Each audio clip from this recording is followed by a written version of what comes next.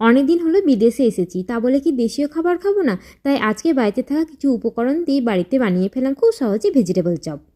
তার জন্য আলু তো সিদ্ধ করতে দিয়েছি, আর এদিকে বেঁচে যাওয়া পাউরুটি গরম তাওয়ায় দিয়ে মুচমুচে করে নিয়েছি, আর যেটাকে হামনদিস্তা দিয়ে গুঁড়ো করে নিলাম। এবার এদিকে বিট গাজর ছোটো ছোটো টুকরো করে কেটে নিয়েছি, এটাকে মিহি করে গ্রেট করে নিলেও চলতো।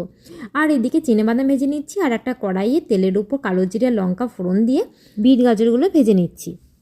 ভাজা ভাজা হয়ে গেলে একটু নুনও দিয়ে দিলাম। এইভাবে পুরটাকে রেডি করে নিলাম।